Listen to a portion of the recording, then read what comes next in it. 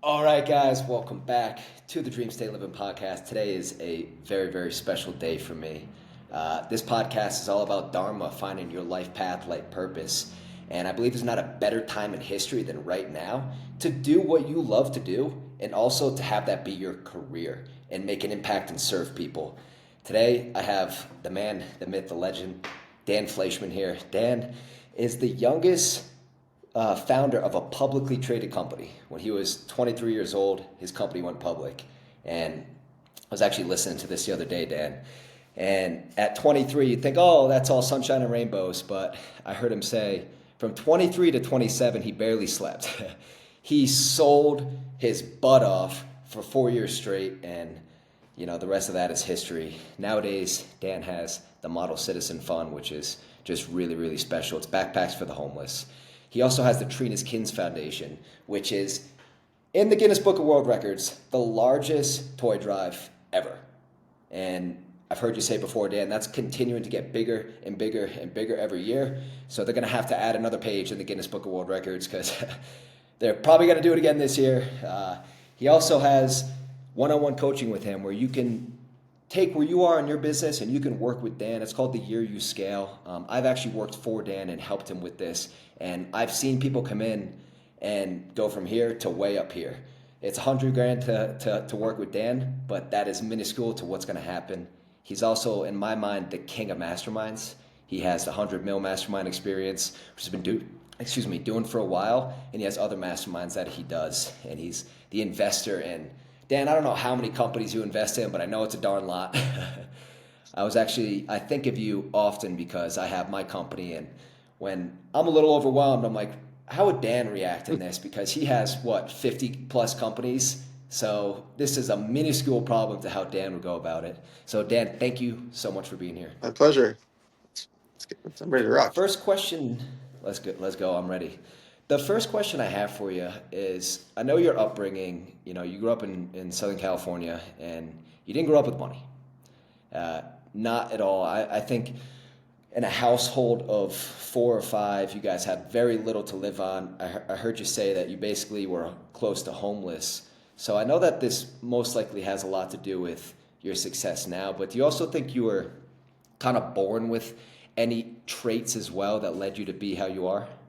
I think a lot of it was just from the upbringing of like watching my mom manage the household with such little money for four of us, and watching the struggle of it. It forces you to get stronger.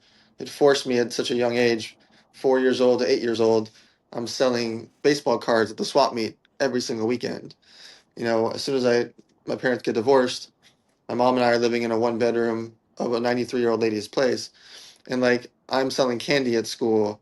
I'm getting paid to do some people's homework if I had to. I'm doing Wow. like football pools, like little betting drafts on, weekly betting drafts, and keeping an extra $5 for myself. And it just, I was forced into it, and I still have that feeling now, right? I still work on every little thing because I know what it's like. Um, so I don't know if I was born with a specific trait. Maybe I was.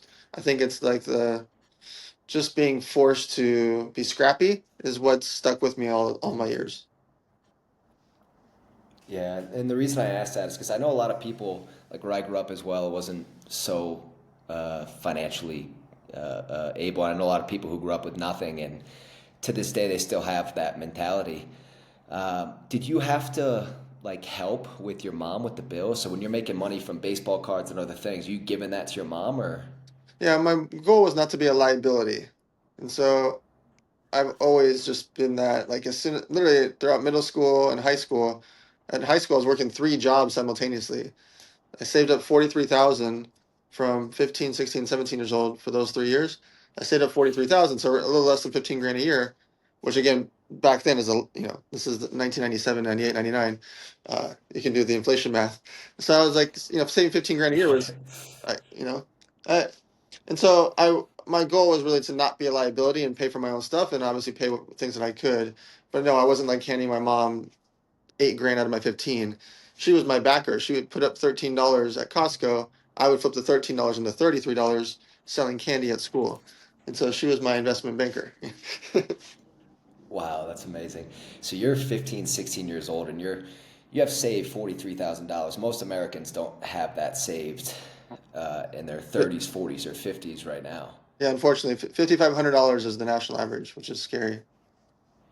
Yeah, most people don't have $1,000 in their bank account. So, how did you, at that young age, like handle that type of money and Just see that in your bank account and not want to go spend it? yeah, I still don't buy stuff, right? Like I still have the same watch for since 2008, so 17 years now. I have the same one watch.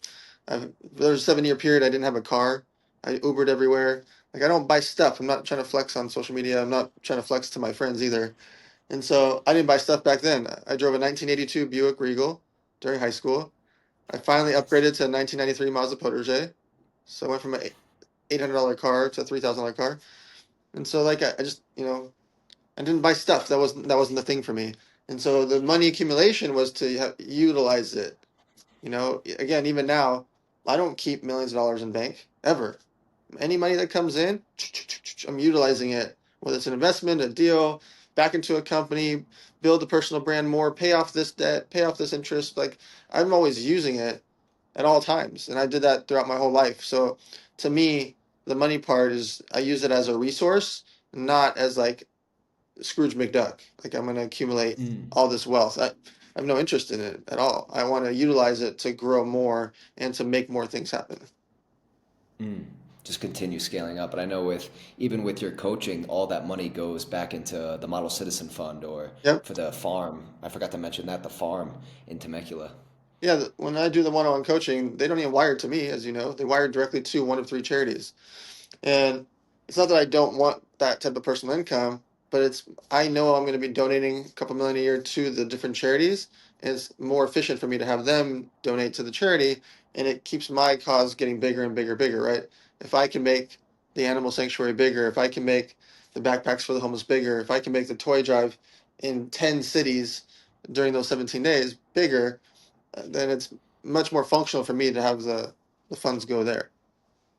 And would you say that's like really the biggest part of your purpose is to continue to grow these nonprofits and also just continue to grow as an individual and help others grow? Yeah, the charity part to me is practice for my big picture. I have this theory that I can save the world. When I say save the world, I don't mean it like in an esoteric way.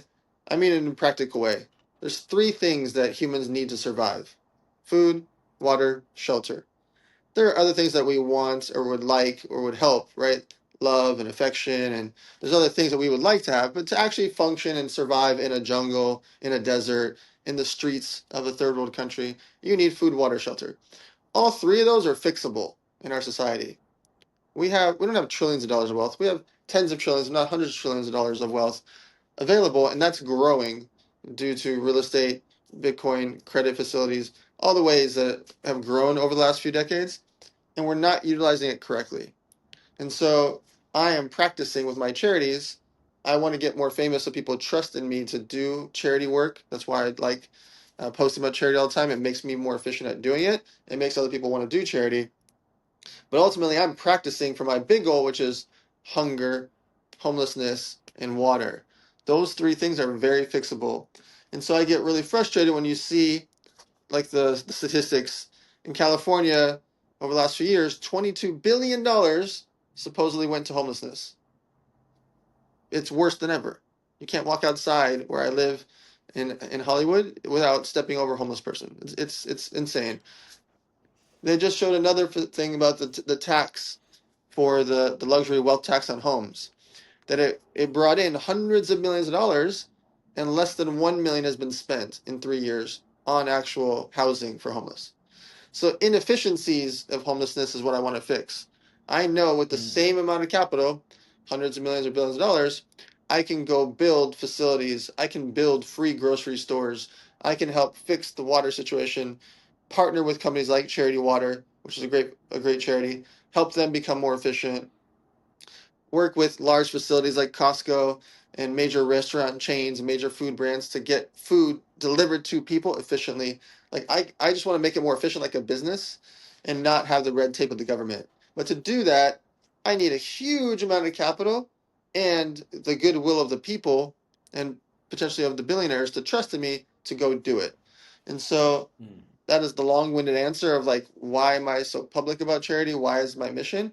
I know it's fixable, and I want to treat it like a business before I pass away to make it so that it's not about me. If you ever notice the World's Largest Toy Drive, the Animal Sanctuary, Model Citizen Fund, you don't see me all over the social medias and all over the websites. I'm not trying to build, I don't need a pat in the back for it. I want the efficiency of the things that I'm doing. If I give out 6.5 million items to the homeless, that number could be 100 times that with other partners and billionaires and zillionaires, right? I'm just proving that I can do it. And so that's why I'm so passionate about that. I know it's fixable. Because you get more people to believe how you believe, then they can kind of just do it on their own. Yes, exactly. Wow, that's amazing. Was there like a defining event that happened for you when you were younger that led you to believe this? Like to use Tony Robbins as an example, I don't know if you ever heard the story. You had the man knock on the door on Thanksgiving, Yep. and they gave his family the turkey, And and his dad was that was mad. big for him. Yeah. Yeah, his dad was Yep. all upset. Was there like a defining moment for you? So I did a charity event at my store in downtown San Diego, and we raised, I don't know, 165,000, give or take. It was a charity poker tournament, and I had these football players there. I had my business friends there and real estate friends there, and we raised 165,000 for someone else's charity, and they held up the big check, and this was on a Sunday. Well, Monday I didn't hear from them. Wednesday I didn't hear from them. 3 weeks later I didn't hear from them. And I'm not saying they did anything nefarious or wrong, but I don't know what happened, and I didn't see the efficiency, and I didn't hear, like I didn't get to see it or feel it or touch it.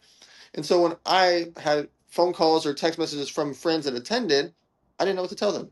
I didn't know what to say. Hey, thank you for your 5 grand. This is what it did. I didn't know. And so I wanted to create a charity that you could see, feel, and touch it immediately. You could go give the backpacks to the homeless yourself. I don't even have to do it. I'm just making it more efficient. 150 items, 14.4 pounds of supplies for $100 with backpack and shipping included. And so all I was doing is make it more efficient of like, what does a homeless person need? What do they want? How do I put into a container, which the backpack is the container, and how do I get it to people in a fast and efficient way? And so it all stemmed from that of like, I wanted to create a charity that if someone donated $1,000, they knew they were getting 10 backpacks or 10 backpacks were getting delivered. That means 1,500 items got delivered to the homeless. And so the turning event for me was just like, here's the big check. Woohoo, we raised 165 grand. And then what? I wanted to be very clear with people. Here's the then what when I do charity. Which is really important with charity because to your point earlier when you said there's billions of dollars supposedly going to the homeless in California, but there's more. There's tents lining up on Venice Beach. Yeah. So where's the money actually going? And I think a lot of people, when they invest into something, they're like, yeah, but how much of this is actually going towards that? So it's just really amazing that this is the proof, this is what we're doing, and we know that it's going to the homeless. It's So almost that's like awesome. it's almost like the Doge of charity. Like I want it to be so public, so public and clear of how to do it. That's fantastic. I want to pivot a little bit and talk about. I love this word Dharma. It's a Sanskrit word. It means purpose, life path, and I believe we all are here for a reason. And I also believe it's our job while we're here to find what that reason is. It's clear that you found yours, and so I am so honored to have you here today and to know you as a mentor. You share a lot about posting on social media when I hear you speak at large events. And I believe this is really important to connect with Dharma because I want to use an example as a firefighter. Let's say I'm a firefighter, but I love the UFC and I love fighting and I want to train people and teach people how to fight because I'm just so passionate about it. What advice would you give me on how to start utilizing social to fulfill that passion? Study everything. Like research. The more you become an expert in something, the more people want to pay you and listen to you and be around you.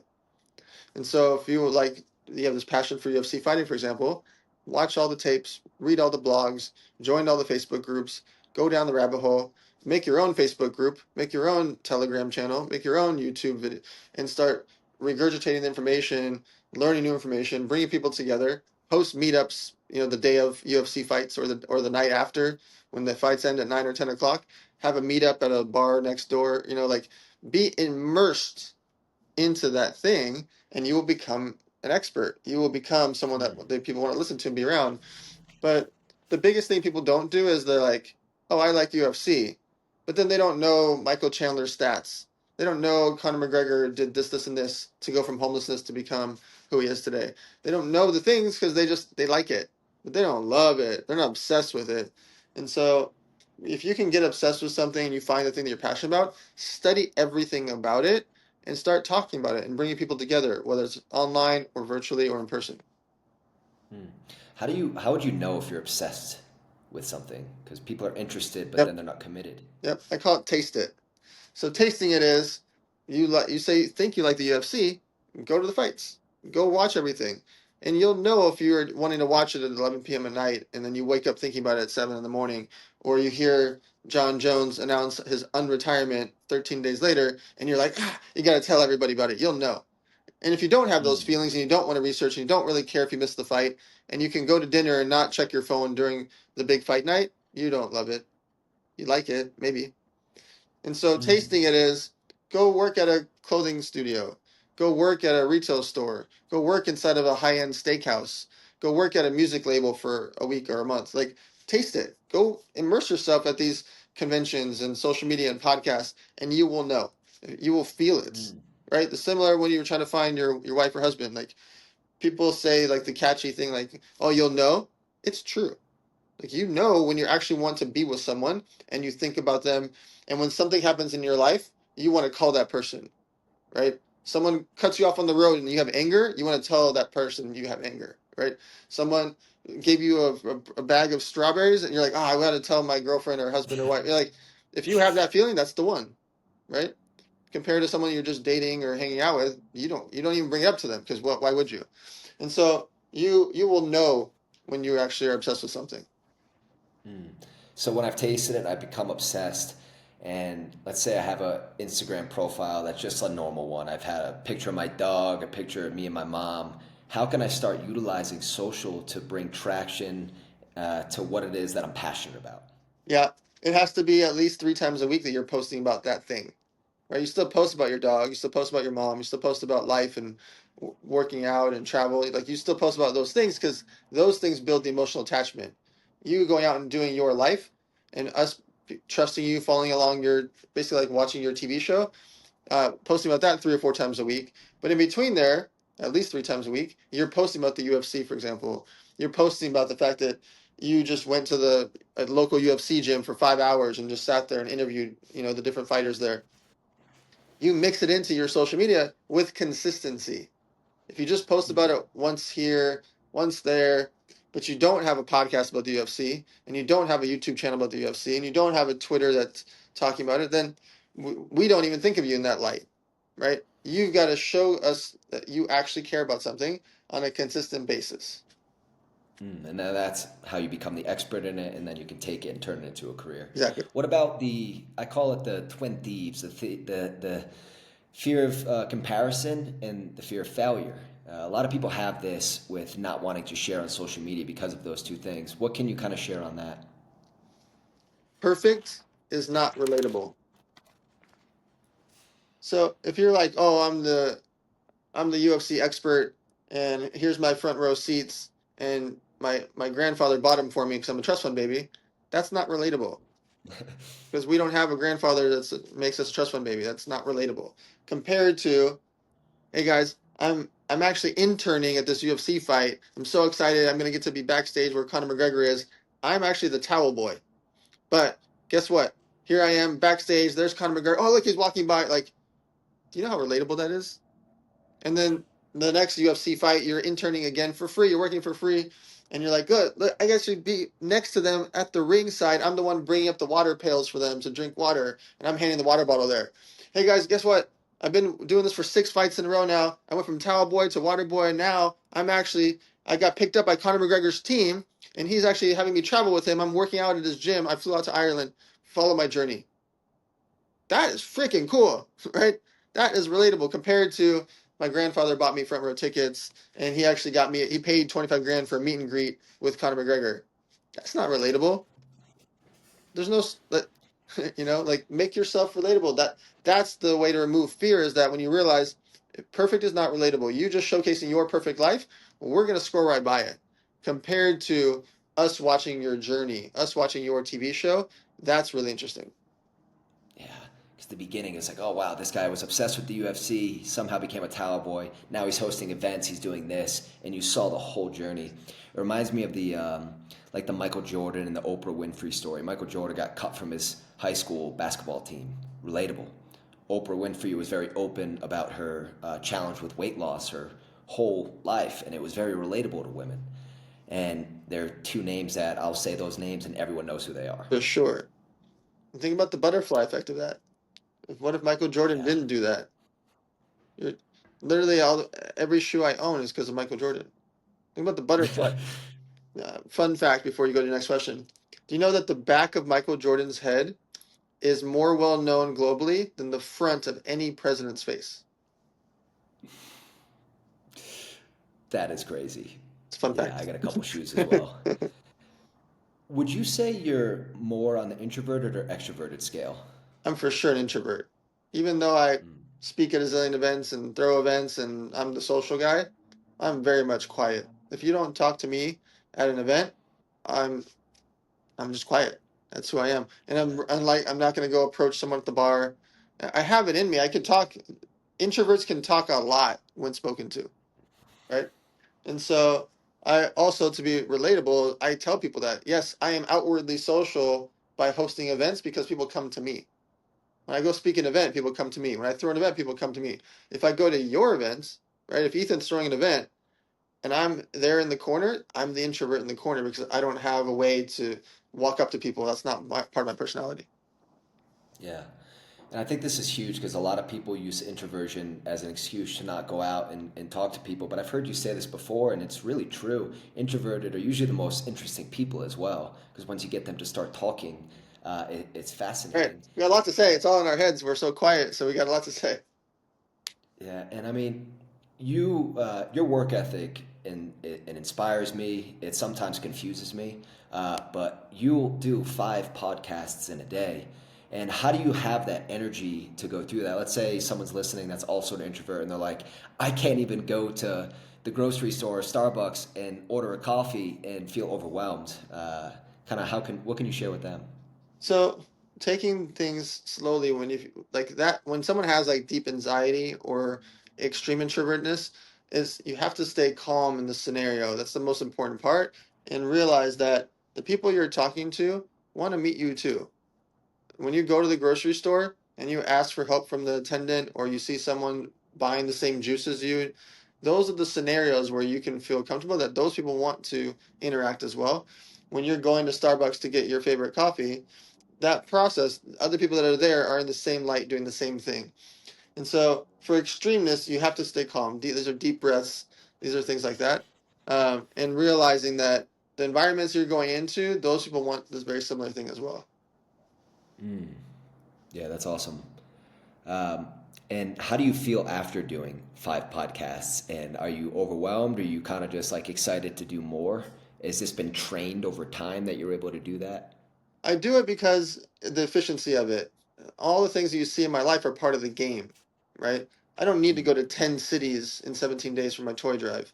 I do it because I'm obsessed and I want to go to 10 cities and showcase to the world that they can go do toy drives, right? If I do 5 podcasts, it gets stuck in people's minds and they can realize that they can do it too. Similar to the 4 minute mile concept, right? Yes. No one could break the 4 minute mile for centuries. One guy did it, and now hundreds of people broke the 4 minute mile shortly after. Right now, it's a thing. And so, if I can show people I can do 5 podcasts in a day, or go do 10 toy drives, people can realize that I'm the 4 minute mile for them. Super important. You're just consistently raising the bar. And I've had that personally in my life where I would work for a company, I'd make X amount of dollars, and I thought this was the pinnacle. And then some guy comes in, some 21-year-old, and doubles it, dunks on me, and I'm like, oh, okay, so this is the new bar. Now, um, I'm going rapid fire questions. I want to make the best use of your time. And I heard you say this one time, and it really stuck with me. We're on a call, and someone said, to be honest. And you pay attention to language. And I think this is important because Dan's a very successful guy, and he pays attention to language. And when you're around successful people, it's important to understand your language. So Can you talk a little bit about that aphorism, the to be honest, and then also how you pay attention to language Yep. as well? When someone says to be honest or honestly, that infers that other things that they've said might not be honest. Like, why would you have to say that? I should just understand that the things that you're saying consistently are honest, right? I should divert to that. Me, as your friend or new person just meeting you, I should assume or hopefully trust in you that the things you're saying are honest. And so when you say to be honest or honestly, you are inferring that the past, present, or future, you will lie. And so the to be honest or honestly is a pattern interrupt in my mind because it's stuck in my brain. Like, why did you have to say that? Like, why didn't you just say the thing? If you're like, oh yeah, I went and did 100 push-ups. Well, I believe you. But if you say, well, to be honest, I went out and did 100 push-ups. Well, why did you have to say that part? Like, why? Why? It's now stuck in my mind. Like, I don't understand. I'm nothing about that. Why did you have to say that part? That means that when you said you went running 3 miles, maybe you didn't, because you didn't say honestly. You didn't say to be honest over there. And then you said, oh, I did 600 jumping jacks. Well, you didn't say to be honest over there, so maybe you didn't do that. Like, now it's in my mind, like, why did you say that? Mm. And I think when I hear that as well, it's also like a chance for self-reflection because ever since I heard you say that, I think we all have these patterns that we utilize where I got to check myself. It's like, do I say that? Right. And when I do, is there a reason why? Am I actually being honest or am I skipping something out? So I appreciate you sharing on that. Is there anything else you want to say on like other forms of language that you really pay attention to?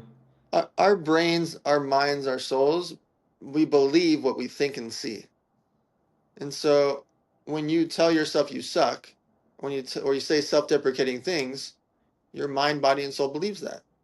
Similar if you Mm. watch virtual reality and you're walking and then there's a cliff there or there's a fire or there's a waterfall or there's gunfire. Like you feel because your brain can't tell the difference. Even though you're wearing a Mm. headset and you know you're in a room doing it, like you know that consciously because you walked into that room and you put on a headset. You know there's no waterfall, there's no fire, there's no gunshots happening. Your mind, body, and soul believes what it's seeing and what it's hearing. And so I am very, very against the concept when people say that I suck or I'm just like this or I do this or or they say I always am unlucky. You hear that from poker players all the time. No, you're remembering the bad hands that happened. Like I tell it to my mom. I'm blunt with my own mom, who is my number one human in life. She'll say, I played Ace King and they always play seven deuce and they always hit the seven and the deuce. And I say that's mathematically impossible. It's impossible. You remember the time that it happened because it's a rare moment, not because Mm. their seven induced, the terrible hand that they had, happens every single time. It literally doesn't. And I've pulled out a deck of cards and I've showed her. I'm going to give you ace king. I'm going to have seven deuce, and I'm just going to deal out 100 hands. And out of the 100 hands, I can pinky swear, this is just math, that I'm not going to win with seven deuce more than X amount of time. It's not physically possible. And so when you have that in your mind and say that I'm unlucky or this always happens or I suck, your mind, body, and soul believes that. Mm. Yeah, it's like our subconscious mind doesn't know the difference between something we're thinking or it's actually happening as well. So when we're thinking that, we're proving it to be a belief to our subconscious mind. That's going to attract things in our life that prove that to be real. Have you always practiced, I don't know if you want to call it maybe positive affirmations, but maybe positive redirections? Yes, I say it to myself a lot. I say it when I'm walking. I say it when I'm on a plane. I say it when getting up or going to the shower. Like I am constantly saying things uh, for myself and for my mission, and also God related. And so like I'm saying it all the time. And by doing that, it causes my mind, body, and soul to believe in it. And so, and when Mm. bad things happen or something doesn't go right or I take the blame or this person does that thing, like I don't reflect on it. I call it, I don't sit on the floor and cry about it. If I sit on the floor and cry about it, I'm reliving something that I cannot fix, right? And so in my mind, body, and soul, I am very consistently saying things, whether I'm not walking around at the airport saying it out loud, positive affirmations, but I'm thinking about it and talking to myself about it because it's part of the game for me. If I, it, when you are grateful or you are thinking positive things, y y the bad stuff can't live in your head because you're not thinking about multiple things at the same time. People think that happens. It doesn't. Those are separate thoughts. Those are separate things. And same thing with multitasking. No, you're not multitasking. You're doing one thing at a time. Mm. You're not actually multitasking. If I'm talking to you right now, and I all of a sudden am also doing an email and also posting on Facebook, no, I'm not. I'm doing those things individually. I'm not multitasking. People think that. And so I am constantly doing these things in my mind that are positive affirmations, not to sound cheesy or like, oh, everyone should do this and meditate. I'm doing it because I literally want to be better. And I don't want Mm. it's easy for bad thoughts to live in your mind because bad stuff happens every day. Mm. That's not an emotional thing or theory. In your business, bad stuff will happen every single day. In your life, you are going to deal with a lot of stuff every single day. Bad stuff happens. Not because, oh, I'm unlucky. It's just when you scale, things break. When when you try to get bigger, you've got to hire more employees. You got to get more inventory. You have to deal with more emails and more phone calls and more. There's more stuff that happens, so things break when you scale. Same thing happens in your personal life. As you get bigger, as you have more friends, more there will be more problems. There will be more gossiping. It's just math and time. And so I am constantly having these things in my mind because I don't want the bad stuff to live there. Extremely important. As you scale, things break. We're gonna quote that one because that's incredible. I can really relate with the mom thing as well. I'll actually say things out loud to my mom. I have this affirmation that I utilize when things are going bad, when things are going good. Everything always works out for me and brings me closer and closer to my goals, dreams, and desires. I repeat this, and sometimes I'll say it to my mom, and speaking of that, what would you say to maybe the people that use the word realistic? I got to be realistic, but realistic usually is just pessimistic. Um, what would you say to that? So the concept of realistic is I'm not against the concept of realistic as long as your realistic isn't a negative affirmation. Meaning, Mm. I cannot go run 100 miles faster than David Goggins because he has X amount of years Yeah, no way. experience, he has the passion, and he'll go run in 112-degree weather. In theory, I could practice every day, and maybe after a decade or two, after the same way he did it for decades, maybe. But realistically, I cannot beat him. Again, it's possible, but realistically, it's not because of the fact that he's got 20 years advantage of that thing that he's mentally obsessed about and passionate about and willing to get knee surgeries while he's running if he has to. Like, I'm not. And so realistically, I'm not going to win that race. And so when I'm saying that, it's because of the reality of someone else's obsession or someone else's thing. However, it doesn't mean that I can't be in the game and become a great version of myself. It doesn't mean that I can't go be a very fast runner or be able to run 100 miles. It doesn't mean that I can't hit the realistically goal on a much bigger level. It just means that I have to take steps towards the action and goal that I want. And we oftentimes set the realistically way back and make it a negative. I don't make it a Mm. negative. I make it the fact like I cannot go walk into all 700 rooms of this hotel in the next 5 minutes. That's not possible. Realistically, in 5 minutes, I could probably walk into 20 rooms if the doors were open and I knocked really fast. Realistically, I cannot go to all 700. And so setting realistic goals is okay. However, if you are a positive person, your realistic goal will be a little bit higher than what it should be. And that's what makes life Mm. interesting. I love that. You kind of reminded me. How do you feel about the quote from Elon? You should take your 5 year goals and try and do them in a month. I absolutely positively love it because the same reason I'm doing 5 podcasts in a day, right? Mm. If you think about it, the average podcaster never gets past 10 podcasts ever. Well, if I do 5 podcasts in a day twice, I now beat out 99% of podcasters, right?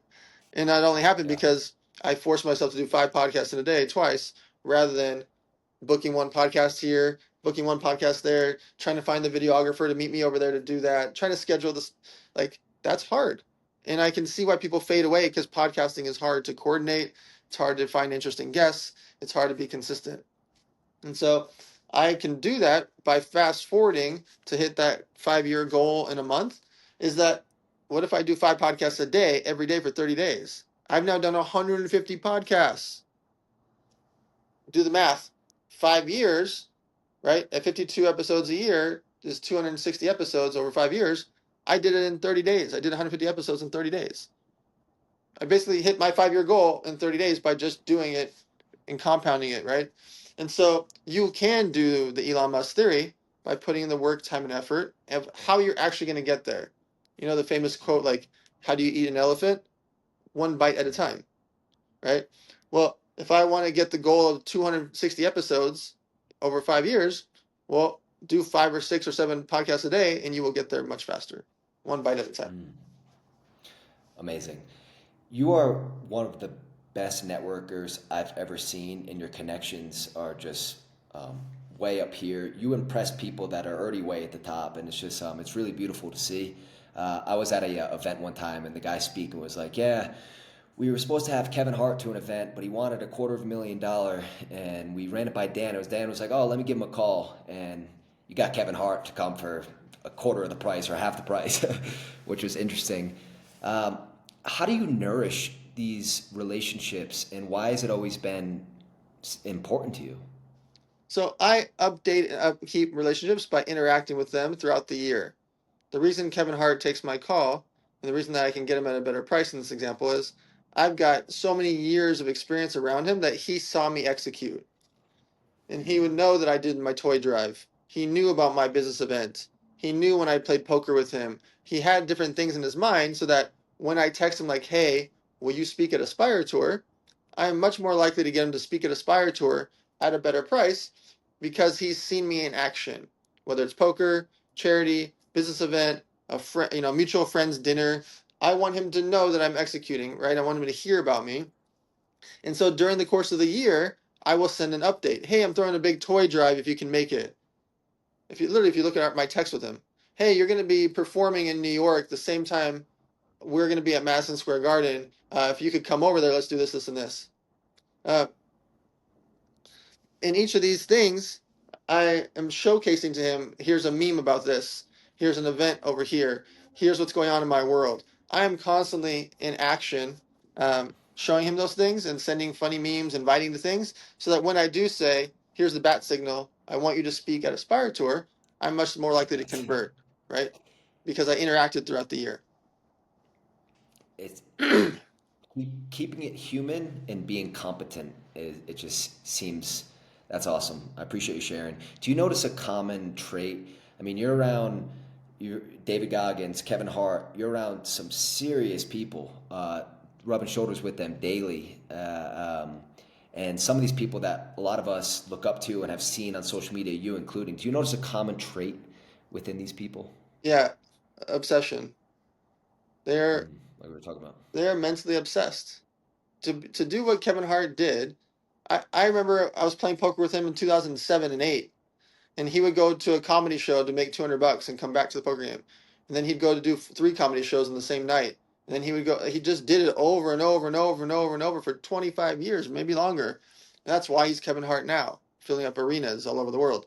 David Goggins, he ran all the time. He worked out all the time. He went and became mentally obsessed with becoming the best, and he wanted to break the pull-up record, and he wanted to do, like, he is mentally obsessed. You have to be to go running in 112-degree weather. You have to be mentally Yeah. obsessed. To go be Kevin Hart and go perform in places for free with 7 guests, 7 people in the audience before you get to go fill up the arena. And so these people put in an enormous amount of time and effort and energy to become who they are. Mm. And with that obsession and entrepreneurs, speaking of them, I was listening to something recently, and Andy Frisella was talking about how competitive he was. And when I was listening to this, I was thinking, I've never really been like, I like to compete, but I've been more of a contributor. Do you think to be an entrepreneur, it's necessary to be ultra competitive, or do you think there's other personality traits that are good for entrepreneurship? The competitive part is the competitive spirit is not necessarily to hurt your competitor, not necessarily to beat them. For example, when I have my energy drink, I was number 7. I was never going to be number 1 or 2. Red Bull Monster and Rockstar had billions of dollars ahead of me and decades ahead of me, etc. When I had my online poker site, I was number 5. No way possible to become number 1 or 2 with Poker Stars and Full Tilt, who were doing $8 million a day in revenue, right? There was no physical way. Even if someone handed me $500 million in funding, I couldn't catch up to them. It's just it's mathematically not possible. However, they inspired me, right? They were my 4-minute miles. If Rockstar's in 400,000 stores, I'm in 55,000 stores, my drink, I know I can get to 400,000 stores. I know I can, over the course of time, and my efforts can get there. When I have my poker site, oh, they've got millions of players. I've got tens of thousands and now hundreds of thousands. I have my 4-minute mile to go after. And so competitiveness is useful because it inspired me. It excited me. I researched everything about them. I was obsessed with the other brands. I wanted to know everything that they were doing and why and how. Everything about their customers. What do they complain about? What do they like? What do they do? Like, I am obsessively stalking my competitors, not to hurt them, to make my experience for my customers more efficient and better. And so the obsession and the competitiveness is still there for Andy Frisella. He's still very competitive against the brands he wants to go after, Nike and Gatorade. He wants to beat them. And because he wants to beat Nike and Gatorade, it's like that old saying, like, shoot for the moon and you might fall in the stars. Like, he's shooting after Nike and Gatorade, which are tens of billions of dollars a year company. But guess what? He's now doing a couple $1 billion a year, right? And so, Yeah, very good. and ultimately, he's probably going to catch up to them because of the passion and the competitiveness. And if he doesn't, he still is able to build this massive company along the way. Who is the most impressive person you've ever met? Um, it's interesting because what Andy Frisella built is what sticks out in my mind. Um, the story about sleeping on the mattress and making $7 their first day, like that storyline, and being so close and watching him since 2016. Being around his team and watching go from this office to a bigger office to a bigger office to a bigger headquarters, watching it grow from a few thousand affiliates, they call them legionnaires, to 5,000 to 10,000 to 17,000, like watching go from 50 grand, 100 grand a day to $1 million a day in sales. Like, I've watched him do it without funding, without investors. It's him and his brother and his CEO, his best friend from school, Chris. Like, it's very rare to build a company without funding, without a lot of help, without going and hiring a bunch of CEOs and executives to help you. So I would say Andy, like, he really built this thing, not just from scratch, but like on his back. And to watch what it's grown into is it's fascinating. And then to create 75 Hard, which has impacted tens of millions of lives, it's had a couple billion views. To create these programs that he's created outside of just the First Form brand, to watch his podcast be number 1 in the world in the business category. Like, he did that without all the things that his competitors used, and he was able to become number 1 in each category. Yeah, to revisit what we were saying earlier, the butterfly effect. Right when you were talking, I was thinking about 75 Hard, and that changed my life back when I was having a little bit of problem. I was making a lot of money, thought I was on top of the world, and I started drinking too much and doing that. It really changed my world. Now a lot of people can admit to that. So yeah, shout out to Andy. And Dan, the last question I have for you, I appreciate your time today, is when we look at what your plans to do and your life path and your life purpose, where do you see yourself in 20 and 30 years with your mission? I will be very, very efficiently focused on the charity work, and I will literally be building free grocery stores. I'll be building shelters for the homeless. I will be helping other charities be more efficient with food, water, and shelter. I will be investing in companies, but I won't be running any companies. My my job will be to be the puppet master of effectiveness. I can build these free grocery stores, and here's how people can come in and out to get their groceries. I can build these shelters where people will actually want to stay in them, and here's how I can get homeless people to stay in these shelters and actually get better, have safety, etc. You will see that. That is not just my goal. I will be doing it. And I say that with extreme confidence. I will build free grocery stores. I will build shelters for the homeless. I will build these things. It is not a theory. And so I believe it. I am on a extreme warpath mission to do all those things. And everything that you see is practice for that journey. And right now, for the listeners, how can they connect with the Model Citizen Fund, with Trina's Foundation, and with you? Because I know people listening, what we talked about before, it's like they might be donating to a charity, but they don't know how much of their percentage is actually going towards a charity. And we talked Sure. about this is it, 100% going to backpacks for the homeless. Yep. So modelcitizenfund.org, trinaskids.org. You can Google them as well or find them on social, but that's where they live. Mm. Dan, thank you for being you. Thank you for your time today. I am just honored to have you here. It's been a pleasure, and see you next time, guys.